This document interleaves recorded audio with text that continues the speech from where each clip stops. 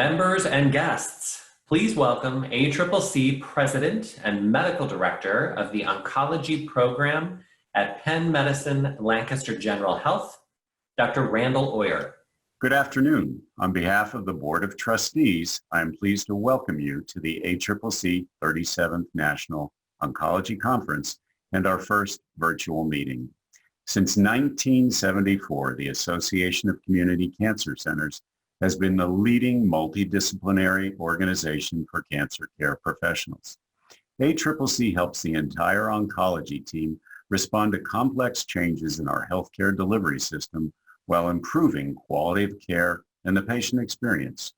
While we all regret that we can't meet in Denver as we had originally planned, our new reality makes it even more important for the oncology community to come together, connect, and learn from each other. When the COVID-19 public health emergency first began, we heard from ACCC members who were working on the front lines, quickly adapting and innovating to provide the best possible care for their patients. Our members shared insights and effective practices, posted resources and information in the ACCC Exchange discussion group, and provided crucial support to one another. We are so proud to say that this collaboration and information sharing has been a bright spot in a truly challenging time. Over the next 5 days, you'll hear from ACCC members who embody the spirit of innovation, adaptability, and collaboration necessary to continue to provide quality care in our new reality. Our keynote speakers will inspire us to embrace growth during times of great adversity and to use our voices and our positions of influence to lift those around us and become advocates for diversity, equity, and inclusion in our workplaces and in our communities. The 10th annual ACCC Innovator Award recipients will share groundbreaking strategies that address some of the greatest challenges faced by oncology patients and programs today. Since 2011, ACCC Innovator Award winners have improved access to care and have enhanced the patient experience. Our innovators have strengthened their program's operational and financial performance and have supported the professional growth and development of their staff. Now, let's look back at some of the Innovator Awards throughout the years. These programs and so many others continue to inspire us. Adversity has a hidden benefit. It can and does spur innovation. The oncology community has always faced complex challenges and responded with creative solutions. Over the past 10 years, the Association of Community Cancer Centers Innovator Awards have showcased 81 pioneering programs that illustrate how to address and overcome barriers. Each is a shining example of how embracing transformation can produce positive results. Innovation often begins with the recognition of an issue or challenge and a willingness to solicit feedback and chart a path forward.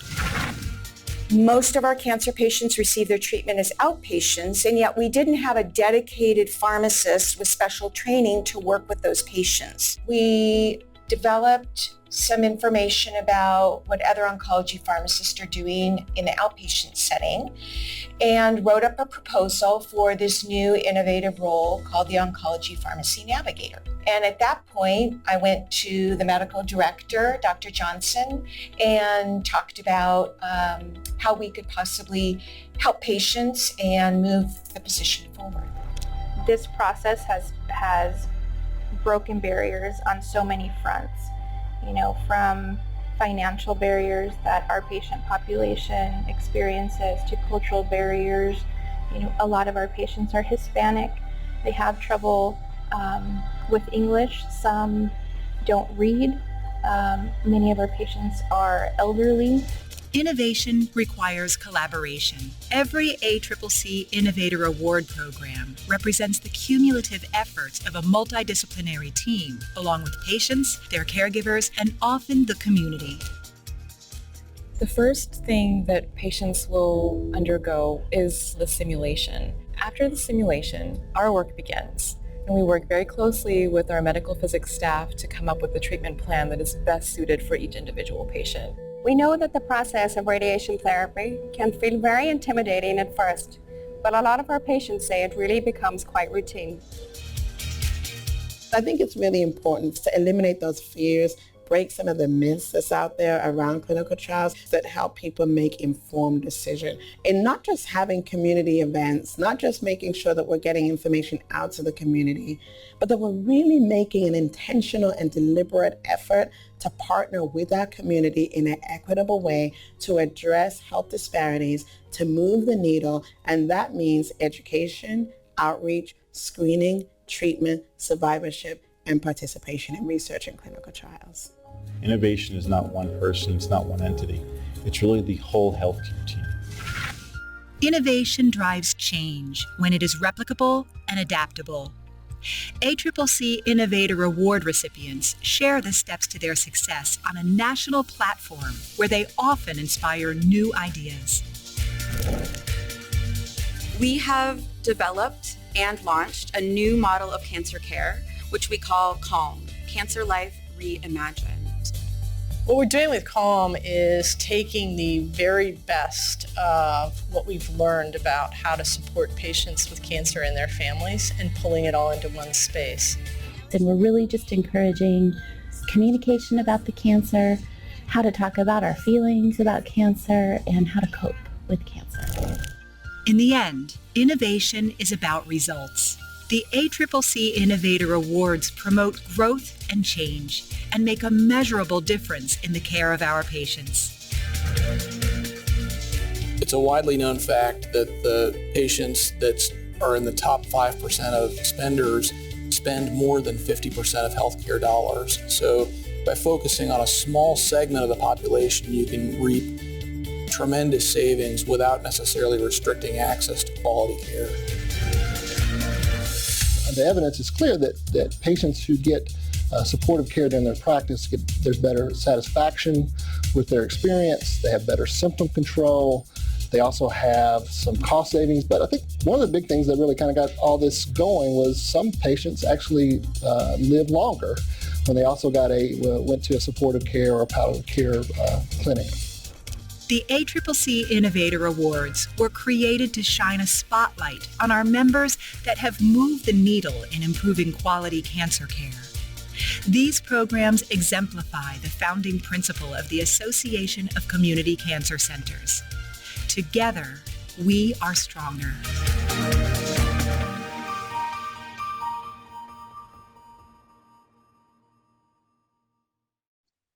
It is now my honor to recognize the 2020 ACCC Innovator Award recipients.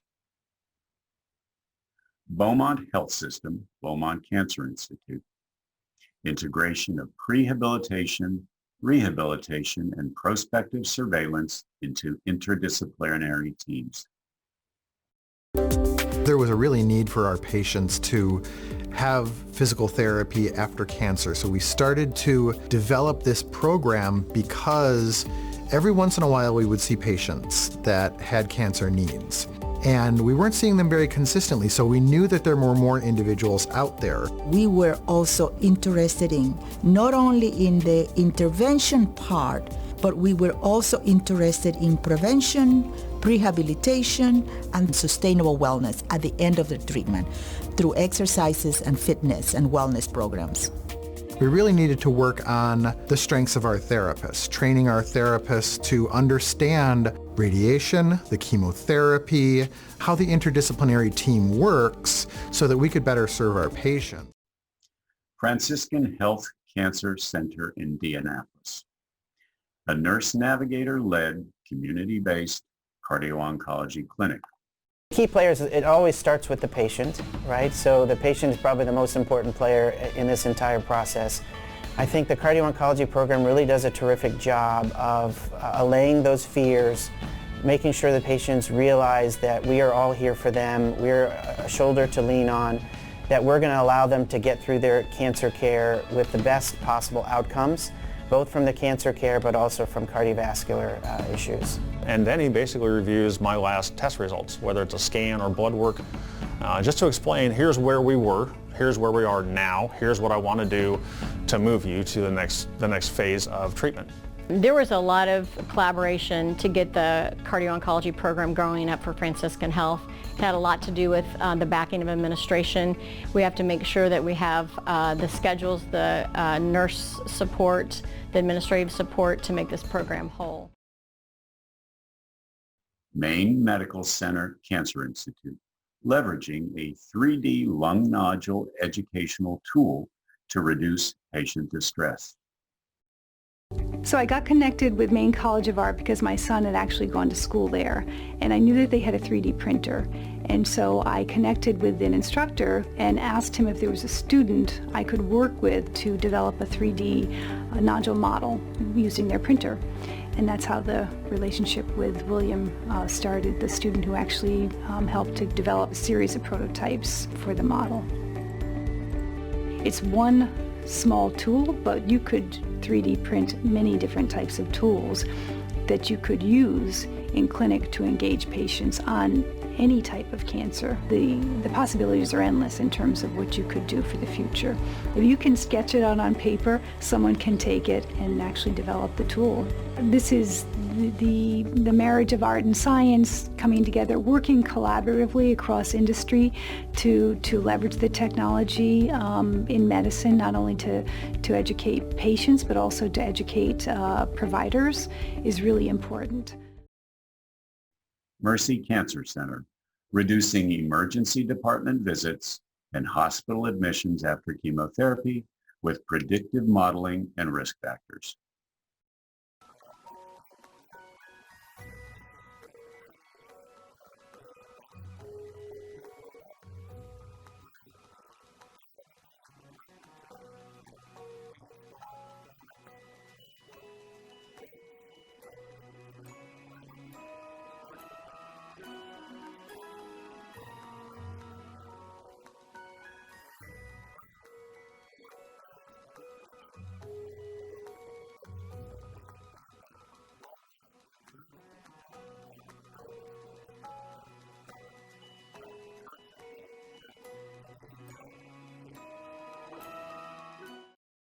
Miami Cancer Institute, onboarding experienced non-oncology nurses to address staffing shortages, development of a transitional oncology training academy.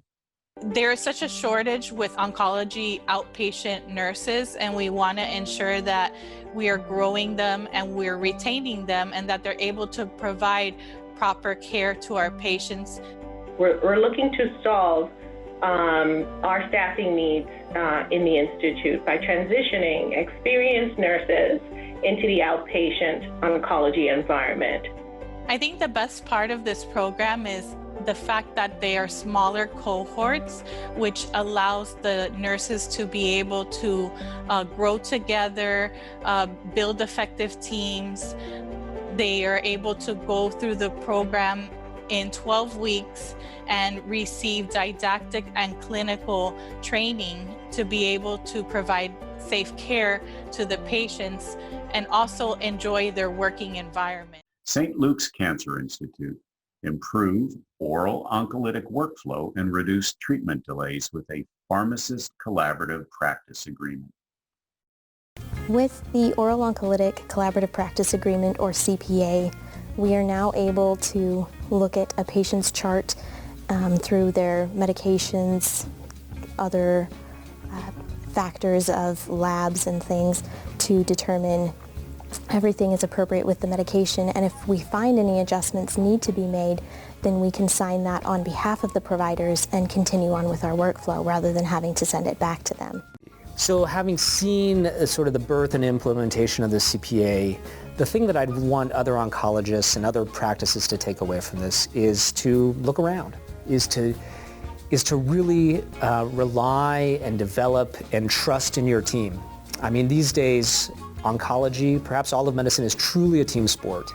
And perhaps the physician still resides in the position of being the leader of that team. But nonetheless, that if you really want to do this right, if you really want to take the best care of patients with cancer, is to engage your team, is to listen, is that when people, whether they be your pharmacist or your genetic counselor or a nurse or a dietitian, comes to you with a bright idea, is to take it seriously. Tennessee Oncology, utilizing technology to identify patient comorbidities and reduce hospital and ED admissions. With this pilot program, we found this really exciting technology where we can get data from the hospitals here in the state of Tennessee. We can take that data, load it into our database. Then we can go in and we can look at all of our admissions in the emergency room and inpatient admissions, and we can leverage that data with our navigators and our care coordinators, and we can do proactive interventions with our patients. These patients have cancer, and the last place they want to be is the hospital. So if we can prevent that, then we're doing really good things. In the end, this project's going to most benefit our patients, because hopefully we can find interventions to help keep them out of the hospital and at home, spending that precious time with their loved ones instead of admitted into a hospital. University of Arizona Cancer Center, Banner University Medical Center, Tucson. Shifting chemo administration from inpatient to outpatient setting improves care and reduces cost. By moving a lot of the cancer treatments from hospital-based to clinic-based, we're able to improve patient experience, reduce risk of infections, and improve quality of life for the patients. So we work with our physician team, we work with our finance team, and also our nurses to address what chemotherapy we can move to the outpatient setting, and also what other issues need to be amended. So that means supportive care therapies, looking at take-home prescriptions, and also monitoring. To accomplish anything in medicine, it takes a team because we have different types of professionals looking at things from different angles with different expertise. So as you know, any kind of multidisciplinary team is about consensus, about having buy-in from different parties. Patients often need to stay a long time in the hospital, which is a major issue for quality of life. And it's also an issue of safety for the patients because during the year of COVID-19 pandemic, that means there's a chance that a greater chance that they may get exposed to the virus, along with other illnesses that unfortunately are more common in the hospital. Congratulations to the 2020 ACCC Innovator Award winners. On-demand recordings of their sessions will be released on Tuesday and Wednesday and can be found in the agenda section of the conference portal. On Thursday, please don't miss the opportunity to participate in a live Q&A with the speakers and program champions and learn how you can implement similar innovations at your own cancer program. I would also like to acknowledge the volunteer members of the National Oncology Conference Task Force for their time and dedication as they develop the themes, topics, and speakers for this outstanding agenda. In addition to the task force, I would like to thank the National Oncology Conference sponsors. Please explore the virtual exhibit hall featuring 60 of the nation's leading oncology cancer solutions providers. This conference would not be possible without their generous support. The innovations that you will see in the exhibit hall will likely include solutions that can help your organization navigate this next phase in cancer care.